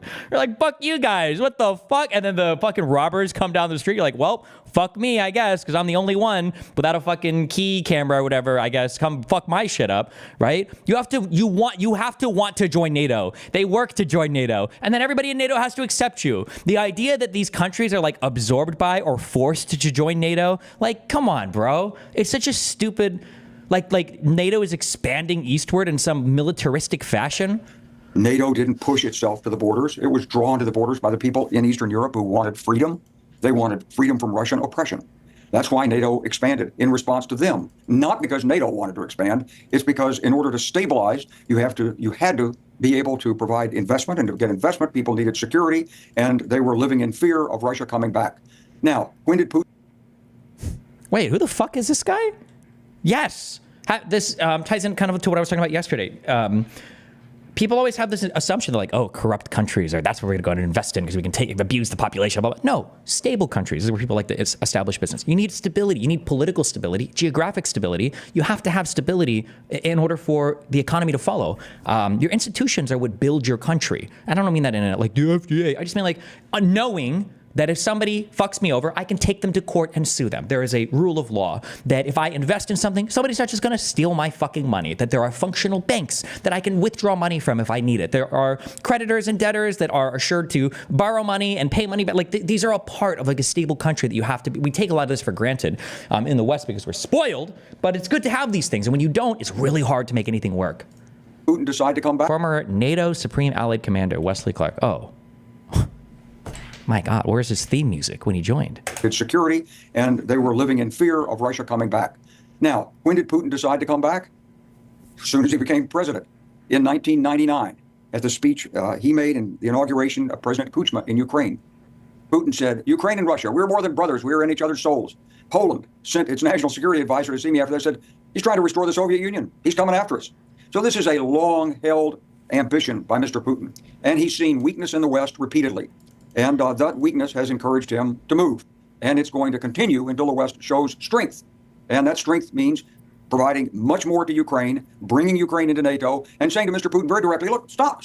We're not interested in strategic arms discussions. We're not interested in investing in your economy. We're not interested in having nice conversations in Switzerland with you until you pull back. Like, if you want to blame anybody, it wouldn't even be NATO. It would be the European Union, right? Because the big conflict that was going on prior to 2014 was the Soviet Union was engaged in a hot and cold war with the European Union, where they were shooting missiles at each other, like fighting over Ukrainian ground in order to try to get Ukraine to join their particular markets. Or, oh no, wait, fuck. No, wait, never mind. I think Ukraine just wanted to join the European Union market because it was a better market. Oh. Wait, no, there was no actual war. Ukraine was just like, hey, I want access to the European Union market. And Russia said, no, you're not allowed to do that. You need to join our trade union, our customs union. It's even a more restrictive market. Like the European Union, it would have just given them a good, like basically a trade deal. I don't even think it was joining like an official capacity. Like, it was just like having access to the trade market. I think it was a bilateral, trade agreement that was going to be signed. But for Russia, they were like, no. Join our trade union, our trade. It's meaning that Russia gets to set tariff policy and everything else for the entirety of everybody involved. Like that's it. Like it's like the difference here is stark, right? Like, no, you can't choose to join or choose to gain access to the European markets. We're going to invade you, so you have to join us. Be our friend. We're not interested in having nice conversations in Switzerland with you until you pull back. Return the children. Account for the inductees. Bring to trial the war criminals that have been indicted in Ukrainian courts. And you owe us close to $1 trillion in destruction of our country. So, Piers, these are very clear lines. This is 1937, 1938. And you would have heard the same kind of apologists for Hitler. You would have heard them saying that the peace in Versailles was unfair and the French and there's corruption and so forth. There's corruption in every government. It's there in your government. It's there in the United States. It's there in Ukraine, but it's never the same as it is in Russia, where organized crime works as an arm of the government connected to the intelligence agencies to assure that Putin and his cronies get what they want. Oh, God. But what about the Twitter files of the United States? You're going to say the CIA is any different? You really think the CIA is any fucking different, bro? In America, we have corruption too, bro. You don't even know what corruption is, okay? What about fucking Andrew Tate? You're going to talk to me about corruption when an innocent, balding man like that is being arrested and locked up for no good reason by the CIA? So I think it's a very difficult time. I don't know how the negotiations are going to turn out, but I would tell you this, that Mr. Trump's in a tough position because if he gives Putin what he wants, he looks weak to the rest of the world. Yeah. And if he looks to the rest of the world, China's going to move.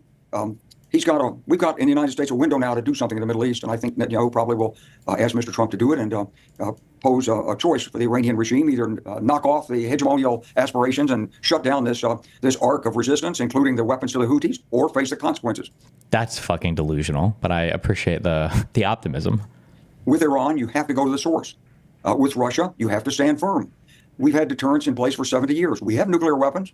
Putin doesn't want to use a nuclear weapon. He's afraid of nuclear weapons, but he's using them to threaten. So people like your guy whose name I didn't get, these are people who are repeating Russian talking points. True. That's exactly what the woman from Ukraine said. Now, True. I will tell you that people in Ukraine are suffering, and they would love an end to this conflict. They didn't choose it. It was forced on them. But the only way it's going to be successfully resolved is by strong U.S. leadership. And Mr. Trump is in a position where no matter what he said about ending the war in 24 hours, he's in a position where he simply cannot and will not concede everything that Putin wants. He won't do it. If he does, you won't make America great again. You'll invite war elsewhere in the world. True. I see you brought in the rest of the panel here. Yeah. I'll stop. Well, no, you know what, General? I've interviewed you many times. I've seen you interview many times. I've never seen you quite this angry. It feels to me like you're angry about where things have I'm got angry to. about, well, Piers, I'm angry about hearing misinformation from some members of your, okay? Now, I was, can I explain something before you talk, please, sir? I was at the beginning of NATO enlargement. I was there at the beginning. I talked to foreign leaders. I set up the program as a staff officer in the Pentagon. I was the NATO commander who went to Bulgaria. Oh, so he's literally the deep state.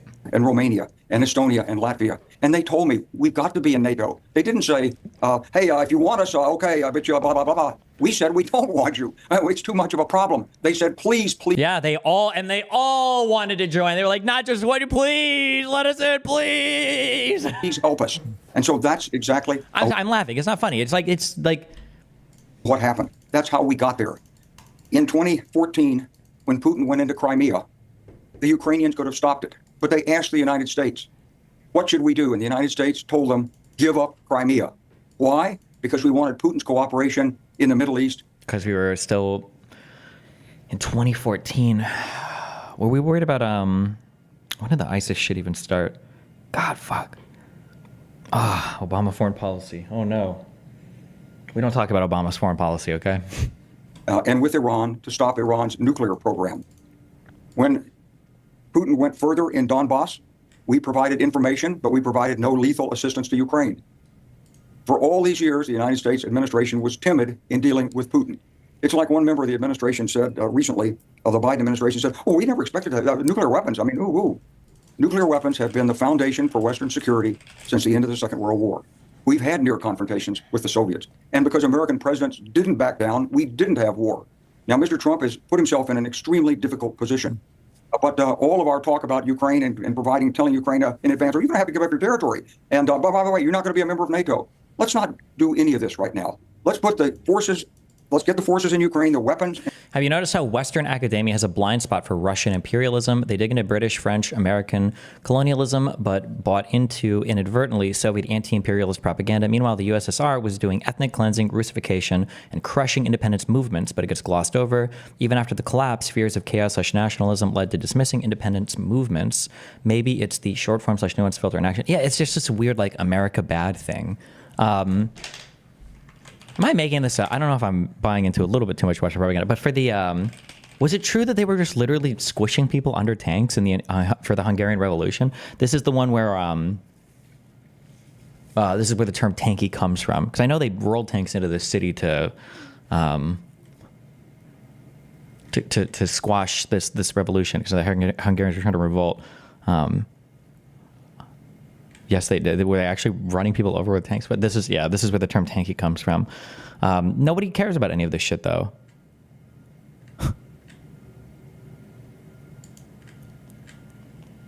Man, if you are if you're a blue collar worker in the U.S. and you're broke, you should just come fucking move to Miami, because goddamn, there's always construction out here. Or go to Seattle, bro. I have never seen more cranes in my life than when I'm in Seattle. Well, it's been a few years, but you see like 50. They must be fucking building on every single building out there. What the fuck? I don't know if it's still like that, but. And support they need so that the people who have already been mobilized can have these weapons and provide the reserves that are necessary in Ukraine. Let's leave an open-ended commitment for Mr. Trump. Let's tell the Ukrainians, strike to your heart's content in Russia. You get no sanctuary, Mr. Putin. You started this. You pay the price. Yeah. And then let's go into the talk with understanding what we want. We want all of Ukraine's land back. We want reparations. We want the children returned. We want. Holy, what? Based? Who is this guy? Oh my God. Understanding what we want. We want all of Ukraine's land back. We want reparations. We want the children returned. We want the missing people accounted for. And we want the war criminals put on trial. And then we can talk about sanctions relief. No sanctions relief until the conditions are satisfied. And, it's very hard for democracies to be able to stand up to a man like Putin. He doesn't have to worry about re-election. But we need the leadership in the West. I've seen it in some countries. Macron sometimes comes off very strong. Britain has come off very strong in this. And right now, the Biden administration is trying to surge support into Ukraine. And I think President Trump, when he comes in, is going to realize that whatever his relationship is with Mr. Putin and however many times he's called him, He's not going to easily give in and sacrifice Ukraine. He can't afford to. And Putin's already threatened him. Piers. Putin's already told him that he's worried about his safety. That's like Tony Soprano saying to you, I'm really worried about the way you're walking across the street. So I'm not angry, Piers, except that there's a lot of misinformation out there. Can I get in here and respond now, please? Thank you. Yeah, okay, General, thank you. Just, if you don't mind, I'll bring the others in. I've got to say, you have articulated exactly what I've been feeling this entire time. And I've started to think I was going completely mad. But to have somebody with your experience, particularly from the very start of NATO, outlining what I believe has been the way this has all played out. Thank you, Mr. NATO. Is actually quite reassuring to me that I've not gone nuts. Let me bring in Cenk, because you've not had a chance to respond for a while. Scott, I'm going to come to you. Scott, I will come to you after Cenk. But I must let Cenk have his say. Cenk, you've been listening to all this, very different opinions. But what is your reaction? Okay, Cenk. Where does Cenk stand on this? I think he's just like a peace. We need peace, guys. I think he's like a peace at all costs. And then like a little bit of America bad. Peace and a little bit of America bad, I think. But he'll say Putin is bad. He might even think like Putin is worse than the West for sure. But also America kind of bad and we need peace, I think. But let's see. Yeah, I want to tell you my thoughts, and then I actually would love to ask General Clark a question. And so, look... and something about the military-industrial complex and the donor class, because it's all for money for the Halliburtons and something Iraq. Yeah, okay.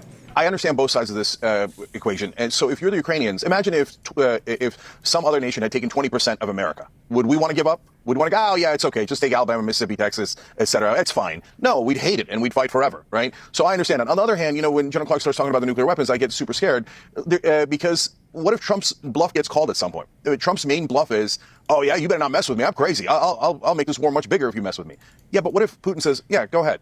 Well, then we're in a lot of trouble, right? Because I don't want to get involved in a war like this. I don't want to get involved with nuclear weapons, et cetera. On the other hand, I'm so sorry. I know that this sounds unhinged. But he's being unhinged. If somebody says, we're going to make this a bigger conflict, all right? The only response is, okay, your nuclear winter is going to be a lot colder than ours, all right? Good luck. And then you send your subs out, you get your planes airborne, and you bring your ICBMs out.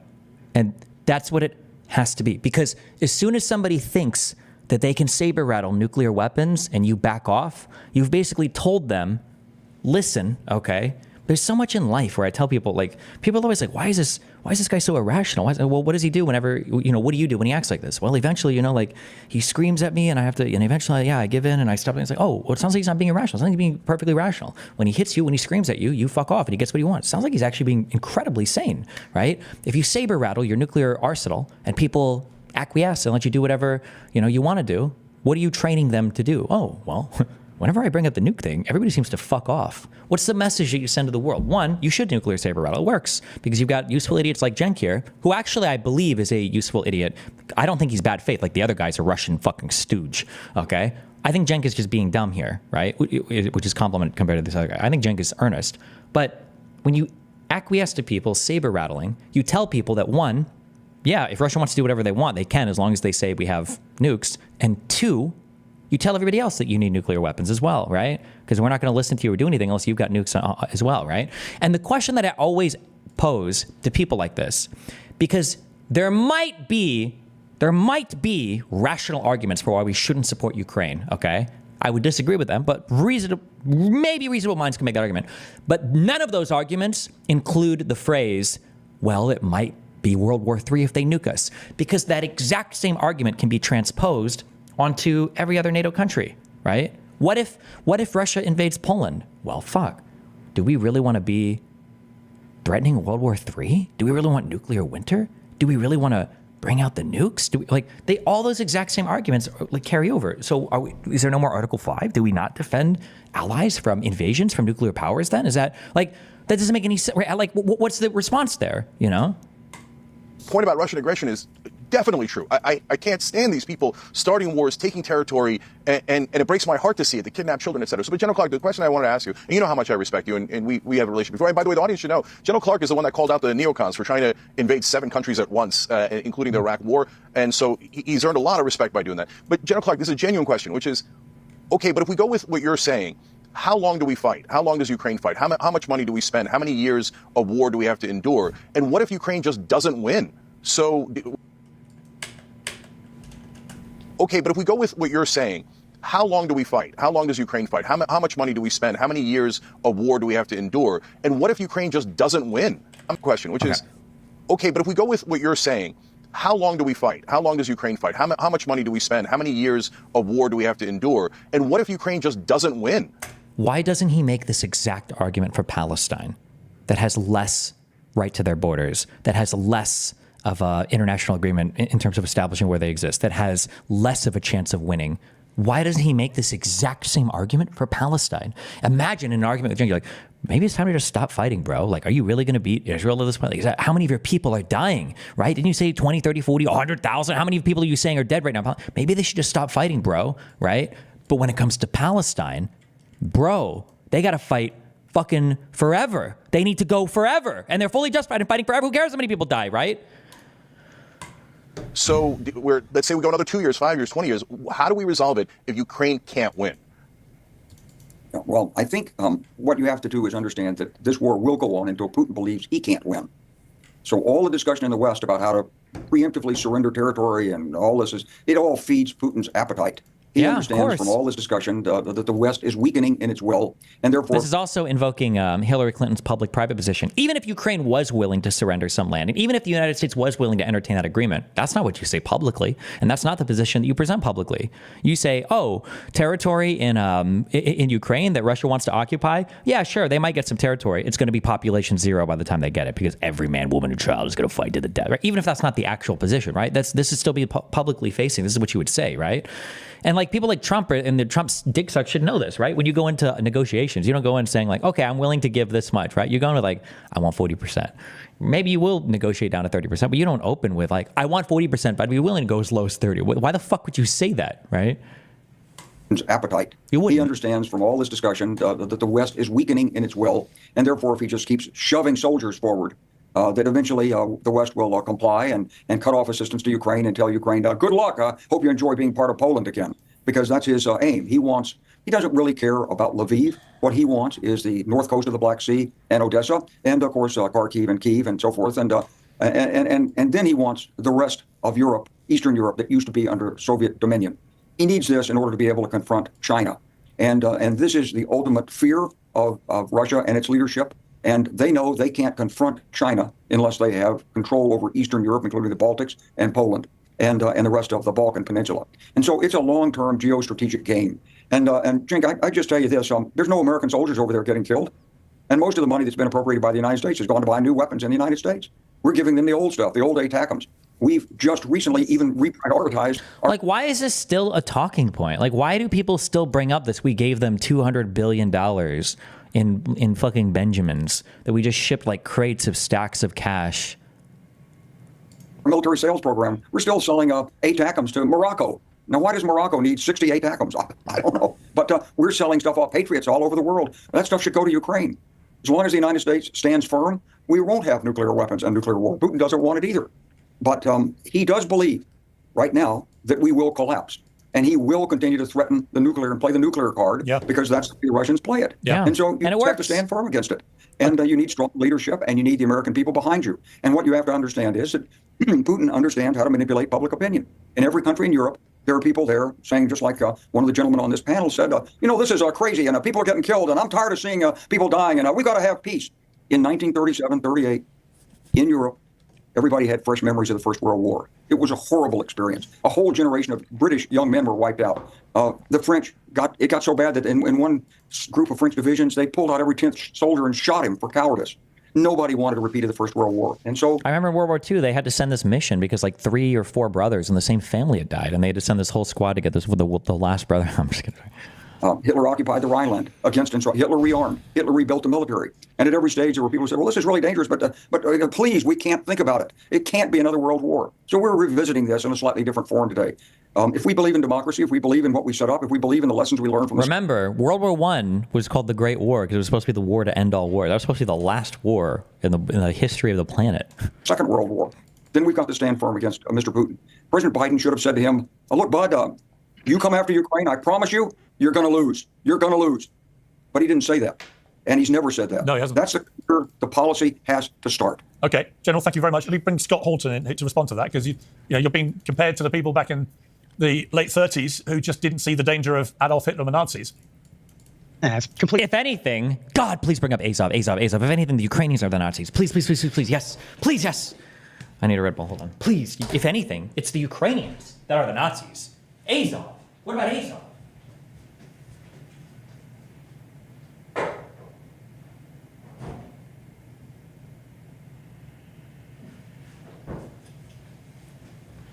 I don't know if they might have retired that talking point by now, but please. Completely preposterous, and it's the refuge of scoundrels who have run out of arguments. I think anyone could see that. It's the same thing as this endless claim. I mean, isn't this just a talking point that anyone who disagrees is repeating Russian talking points? I don't sit around watching RT all day, memorizing what the Russian regime says and repeating that. I wrote a book that's 775. I mean, they gave like substantive refutations to everything you said. I don't know why you're harping so much on this point, but okay. 1,000 words. Most of it is American graybeards talking about how they know better than the thing that they're about to do, and then doing. You're the only one with a beard on this panel, sir. It anyway. And, one of the things that I talk about in there, although I couldn't find too much about General Clark's role in this, but when there was a debate, and I'd like to pose this in the form of a question to him, when there was a debate in the 1990s in the Bill Clinton administration about whether to do NATO expansion or whether to do the Partnership for Peace, was it not? Did they not consider that if they expand NATO too much, that it might threaten Russian interests? Yeah, these were talks that all of these things were considered early on, and some of these proposals were shot down early on for sure. But countries were begging to get, these are all the most boring talking points. This guy wrote a book. It's so like level one. The Secretary. I don't even know. Maybe that's not what he's going to say, though. I'm sorry. Of Defense, William Perry, and the Chairman of the Joint Chiefs of Staff, John Shalikashvili, with the help of General Clark.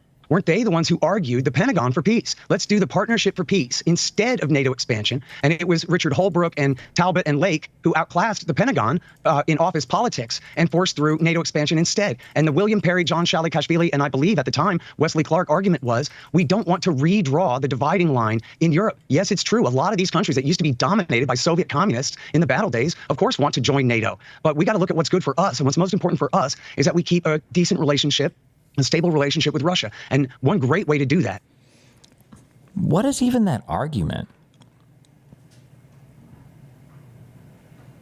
Like, fuck all these other countries. You're the one. This is like the America evil argument. Why is that even the most important thing? Like,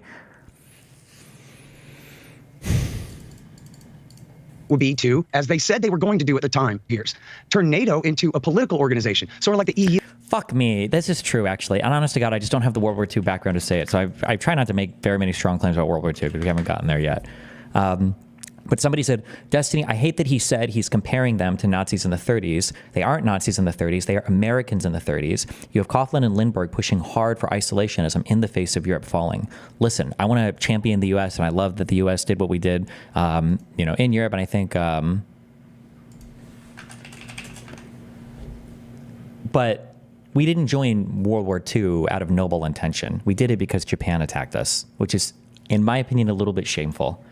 Or a lot of it shameful, actually. I think it's quite shameful. The U.S. was not drawn into World War II out of some noble desire to save Europe or out of some, insight into the concentration camps or out of a desire to quell fascism, quash fascism, whatever. It was because Japan attacked us, which is shameful. EU plus America. But then they would have, instead of an alliance, because there's no enemy anymore, now we would have the Partnership for Peace, a new security architecture, and Russia, the Russian Federation, and Ukraine would be members of it. And then that way, Ukraine's neutrality as a obviously extremely important country locked between European, civilization and Russia there, the controversy will be settled with a de facto. We turned away the St. Louis and sent the Jews back on that ship. Yeah, a few ships with Jewish people got turned back. They were pretty ass-painted about that. It's one of the things they took out on the Palestinians and the British. Yeah, because there were sometimes ships would be leaving. That was very bad timing for for Palestine and Israel. There's a lot of I'm laughing. It's not funny. Fuck. Yeah, but a lot of Jews that were trying to flee Europe or flee the concentration camps or whatever, like the British, sorry, Palestine's closed. Too many of you fuckers have came in, go back and get killed. And yeah.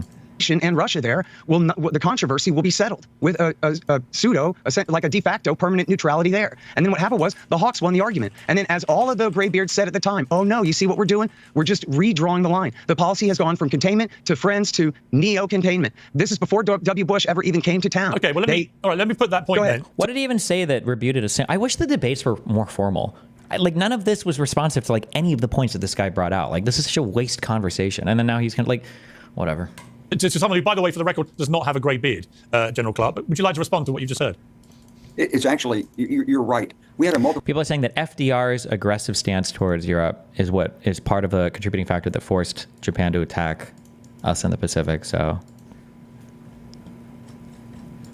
maybe America gets more credit. Multiplicity of interests with Russia at the time the Clinton administration came in, and the first interest was to control the nuclear weapons that were in Kazakhstan, Ukraine, and then loose nukes argument took priority, and we got legislation passed, the Non-Lugar Agreement amendment. Basically, we put billions of dollars. Now some people are saying no, not true. I don't know enough to side with either side, so. But America was apparently hard embargoing oil on Japan, and FDR was taking political hits for it, or whatever. Okay, I don't know. I haven't studied it a lot. I don't know. At Destiny, are you saying that we send our troops on the ground? America sent millions in the form of aid and arms. We were in support of the Allies, but didn't join until Japan attacked. Are you talking about Ukraine, or are you talking about World War II? And we got legislation passed, the Non-Lugar Agreement amendment. Basically, we put billions of dollars into helping control the former Soviets' nuclear arsenal. And as part of that, we assured Ukraine that when they gave up their nuclear weapons, and Russia signed on to this, that their boundaries would be respected. You see, in 1991, Ukraine had already voted in favor of independence. The people in Ukraine never wanted to be under Russian control. It's a separate culture. It's a different language. If you look up, and I don't know if you speak Russian, but apparently you don't, but I do. And I thought, well, I'll just brush up on my Russian and be able to speak Ukrainian. It's a different language, and it's a different culture. It's a different history. Ukraine's been independent in the past, and it was one of the first subjects of Russia's imperial ambitions going back to Catherine the Great. And the way that it operates is it's not a nice colonialism. It's an ugly colonialism in which Russia says, I'm in charge here. I want a part of your business. And they buy people and they influence. And I've met many Ukrainian leaders over the years, including some who've made billions of dollars off their associations with Russia. So when the United States looked at this in the early 1990s, we were hopeful that there would actually be democratic reform in Russia. But it didn't happen. And as Bill Clinton traveled abroad in 1993, and in 1994, and he looked at it himself and talked to these East European leaders who were emerging, they begged Clinton to give us the protection of NATO. And so that weekend that you're referring to when Al Gore made the speech that Richard Holbrooke wrote in Berlin, and yes, I checked with my bosses in the Pentagon and said, no, of course we're not in charge. We don't want NATO enlarged. We got enough problems. Don't bring any other issues. Partnership for Peace had already been established. Russia was a member of it. And I said to my boss, I said, they keep putting this thing in here about enlarging NATO. And I keep scratching it out, and it keeps coming back in. And sure enough, Vice President Gore gave that speech, and he gave it at the direction of the President of the United States because President Clinton himself, in going through Eastern Europe, had looked and listened to the leadership there. I mean, do you think we should send troops now? With your comparison in the past, feels like you're implying we should send troops on the ground because we didn't send them soon enough in the past. What do we do now? I don't know. It's clusterfuck now, but it should have been a stronger response in the very beginning. I still think now, like if Ukraine wants to fight, I think that the answer should be, okay, well, you know what? Here's everything you need. Let us know what you need. Do whatever you want with it, and good luck. Save for like nuclear weapons, at the very least. So then if they lose at this point, at least it's because we gave them everything. At least at this point, although that should have happened 2 years ago, if not 10 years ago, in 2014. But he knew the history. He knew foreign relations. He knew foreign policy. And he determined that the best avenue for peace forward was to both provide security for Eastern Europe through opportunities for NATO membership if they wanted it, and work with Russia and give Russia a special relationship with NATO. So we formed the NATO-Russia Council. The NATO-Russia Council had all the members of NATO listening to Russia and all of its concerns in 1997, 1998, 1999. I was there sitting in that council when former Russian Foreign Minister Yevgeny Primakov gave us a lecture. Russia has no permanent friends. Russia has only permanent interests. He's looking at me, and I know who he was. He's the guy who basically started the Palestinian terrorist organizations as a KGB agent, and he knew who I was. Russia has no permanent in that council when in 1997, 1998, 1999. I was there sitting in that council when former Russian Foreign Minister Yevgeny Primakov gave us a lecture. Russia has no permanent friends. Russia has only permanent interests. And he's looking at me, and I know who he was. He's the guy who basically started the Palestinian terrorist organizations as a KGB agent, and he knew who I was, and we knew each other, and I knew what he was saying. He was saying that Russia didn't appreciate NATO, wouldn't cooperate with NATO, and was going to go its own way. He later ran for president, lost it to Vladimir Putin. But the point is that the United States worked assiduously to try to bring stability to Eastern Europe, including working with Russia. And it was Russia that really didn't want this. From the beginning, we actually had hopes that Russia might join NATO. But from the beginning of Putin's time, he crushed democracy, crushed dissent, and step by step consolidated power using the mafia, the Russian mafia, and the intelligence agencies. And so we are in the position where we are today. I've always wished I could talk to Putin and say, look, it's not that we disrespect you. We like Russia. We love Russian music, culture, your history. There's so many great things that have come out of Russia. But you can't step on other people. You can't treat people that way. You can't invade other countries. We're not going to invade you. There's no threat here. I was with the Russian foreign minister when we were dealing with the Conventional Foreign Forces in Europe Treaty in 1998. And Minister Ivanov said, well, under this treaty, in a time of tension, NATO could put a division in Slovakia on the borders of Russia or Belarus. And I said, Mr. Minister, one NATO division on the borders of Belarus is a threat to Russia? Come on now. Ivanov laughed. He knew it wasn't a threat. Yeah. He knew it. Yeah. And so, you just, I'm not accusing anybody of reading and repeating what Russia's telling you to say. Please donate towards Ukraine. The website is called United24. We can all help, even if governments don't. Could you please promote this? I don't know anything about that donation thing. I don't know anything about that website, so. Saying there's a lot of misinformation out here. Yeah. But we are where we are. And the only way. Well, can I ask just one short follow-up there, Piers? Very, very quickly. We have to wrap, but very quickly, yeah. Sure. Yeah. They didn't even get to argue with each other. Very briefly, I wonder, General Clark, if you're aware that your then boss, William Perry, he later told The Guardian that it was the greatest regret of his life that he did not do every single thing he could to stop Clinton from going down the path of NATO expansion. Well, okay, I'll tell you what I'll do. resigning. Here's what I'll do, Scott. I'll just ask General Clark, and please be brief if you don't mind, General Clark, but was Clinton right or wrong, looking with hindsight? Well, I think Clinton was right in hindsight. Because when you unravel what actually happened with the dissolution of the Soviet Union, and I have the greatest respect for Dr. Perry, but the KGB, there's a book written on this called Putin's People, and you can read it. But basically, the KGB saw it collapsing in the late 1980s. They didn't trust Gorbachev. They moved the money to the West. When democracy started, most of the people in the political parties in Russia were former intelligence agents. They'd been schooled in how to campaign. They formed different political parties to make it appear as though there were different parties. But in reality, they were anxious to regain power. And so we never really followed through with the opportunity that the dissolution of the Soviet Union presented to us. Right. I mean, we could have sent democracy trainers into the Soviet Union. We didn't.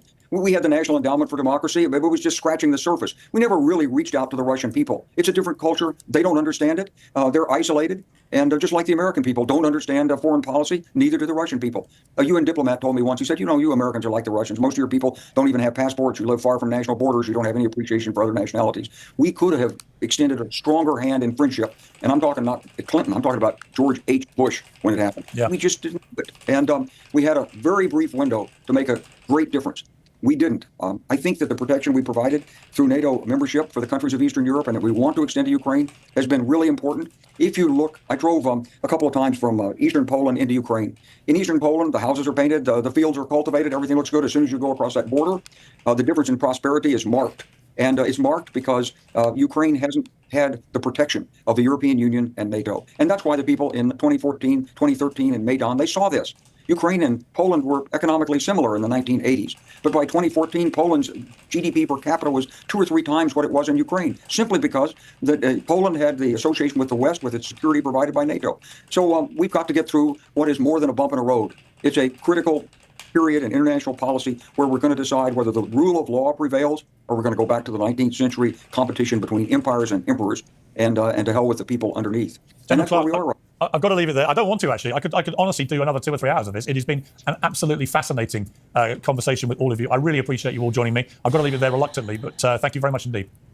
Well, hey, thanks, everybody. Piers, nice to be with you. Thank you, General. Okay. Well, that was... Before we go, a quick look at what on earth has gone on in South Korea over the past 48 hours is the American political analyst on inter-Korean affairs, Robert Kelly. Robert, thanks so much for joining me. What the hell is going on in South Korea? Explain to a layman what the reality is about this extraordinary development in the last 24 hours. Yeah. Do you see why Hassan hates Poland now? Tankies hate any Eastern European country that doesn't suck off the Soviet Union. They hate them all so much. It looks like the president tried to declare martial law over fairly... Look at the comments. They're all going to be Russian simps, guaranteed. The ignorant are still making out this conflict started in 2022 when it started in 2014. Piers says, oh, nice. Okay. Bring Scott and General back. Have a one-on-one debate. Okay.